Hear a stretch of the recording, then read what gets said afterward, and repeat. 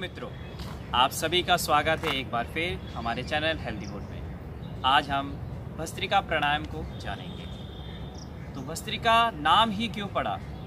हमारे शास्त्रों में कहा गया है, भस्त्रेव लोहकाराणाम यथा क्रमेण संभ्रमेत तथा वायुं च नासाभ्याम उभाभ्याम चालयेत शनैः। जिस प्रकार लोहार अपनी धोकनी के माध्यम से, धोकनी अर्थात ब्लोवर के माध्यम से अग्नि को तीव्र करता है, प्रज्वलित करता है, धोकनी को फुलाता है, पिचकाता है, जिससे अग्नि तीव्र होती है, प्रज्वलित होती है, उसी प्रकार मनुष्य अपनी श्वासों के माध्यम से अपने फेफड़ों को फुलाता है और पिचकाता है।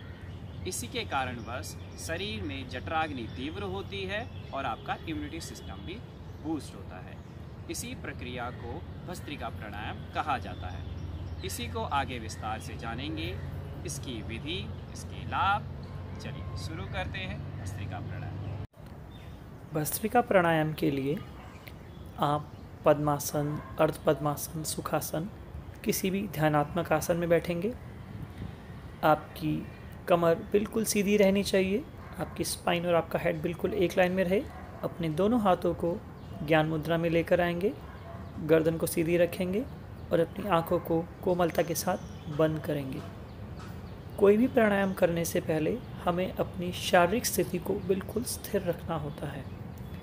अब अपने ध्यान को अपनी श्वास पर लेकर आएंगे और धीरे धीरे श्वास प्रश्वास करेंगे। लंबा गहरा सांस भरेंगे और लंबा गहरा सांस छोड़ेंगे, बिना किसी जल्दबाजी के। सांस लेने में और सांस छोड़ने में कोई जल्दी ना हो, लेकिन कोशिश करेंगे कि जितनी मात्रा में हम सांस को भर रहे हैं उतनी ही मात्रा में सांस को छोड़ेंगे भी। यह भस्त्रिका प्राणायाम की पहली स्टेज है, पहली स्थिति, जिसको कोई भी व्यक्ति आराम से कर सकता है। यदि किसी को हाई बीपी की प्रॉब्लम है या कोई भी क्रॉनिक डिसीज़ है तो भी वह इस भस्त्रिका प्राणायाम को कर सकता है। लेकिन ध्यान रहे कि इसमें हमारा जो ध्यान है पूरी तरीके से सिर्फ हमारे श्वास प्रश्वास पर ही रहना चाहिए। भस्त्रिका प्राणायाम से हमारे फेफड़ों में जमी हुई कफ दूर होती है। अब हम भस्त्रिका प्राणायाम के दूसरे स्टेज पर आएंगे। इसमें हमारा जो श्वास और प्रश्वास है, हमारा इन्हेलेशन और एक्सहेलेशन, उसकी जो गति है उसमें थोड़ा सा परिवर्तन होता है। इसमें हम इन्हेलेशन और एक्सहेलेशन को थोड़ा सा फास्ट करते हैं। भस्त्रिका प्राणायाम से हमारे लंग्स की कैपेसिटी बढ़ती है और हमारे बॉडी के अंदर जो ऑक्सीजनेटेड ब्लड है वो बढ़ता है, जिससे हमारा नर्वस सिस्टम बहुत बेहतर तरीके से काम करता है। जैसा कि हम सब देख पा रहे हैं कि अभी तक कोरोना की कोई वैक्सीन तैयार नहीं हो पाई है, इसका कोई संभवतः इलाज नहीं हो पाया है। लेकिन पिछले कुछ महीनों में हमने यह भी जाना है कि यदि हमारा इम्यूनिटी सिस्टम बेटर रहेगा तो हम इस रोग से लड़ने के लिए अपनी बॉडी को तैयार कर सकते हैं। तो जो भस्त्रिका प्राणायाम है हमारे शरीर में रोग प्रतिरोधक क्षमता को बढ़ाता है, जिससे हमारा शरीर किसी भी प्रकार के रोगों से लड़ने के लिए रेडी रहता है।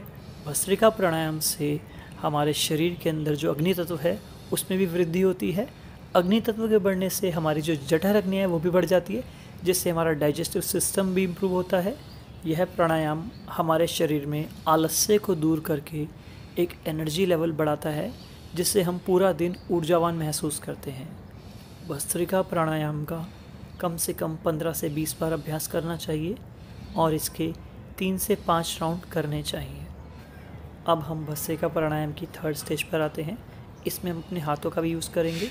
सांस को भरते हुए हाथ ऊपर ले जाएंगे और अपनी फिस्ट बनाते हुए सांस को छोड़ते हुए झटके से हाथ को नीचे लेकर आएंगे। सांस की गति इसके अंदर हम थोड़ी सी बढ़ाते जाएंगे। जैसे जैसे सांस भरेंगे हाथ ऊपर की तरफ खींचेंगे, झटके से सांस छोड़ेंगे, हाथ नीचे लेकर आएंगे। लेकिन इस बात का भी ध्यान रखेंगे कि हमारी स्पाइन और हमारा हेड बिल्कुल एक लाइन में रहे।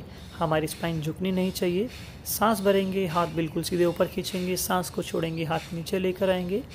यह भस्त्रिका प्राणायाम हमारे शरीर के अंदर इम्यूनिटी को तो बढ़ाता ही है, उसके साथ साथ हमारे इंटरनल सिस्टम को भी स्ट्रॉन्ग करता है।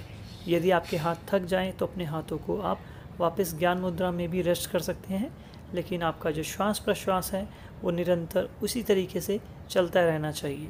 आप अपना पूरे ध्यान को अपनी ब्रीदिंग पर लेकर रखेंगे और थोड़ी देर रुकने के बाद आप पुनः अपने हाथों को सांस भरते ऊपर उठाएंगे और सांस को छोड़ते हुए झटके से हाथ को नीचे लेकर आएंगे। इसके साथ साथ हमें इस बात का भी ध्यान रखना है कि बहुत ज़्यादा गर्म मौसम में इसका अभ्यास ना करें।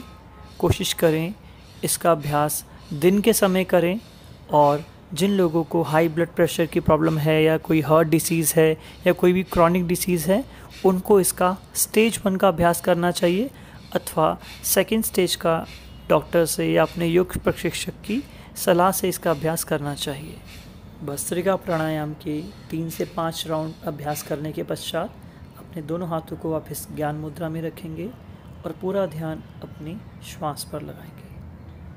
बहुत ही लाइट महसूस करेंगे और कोरोना से डरना नहीं है, हमें कोरोना से लड़ना है।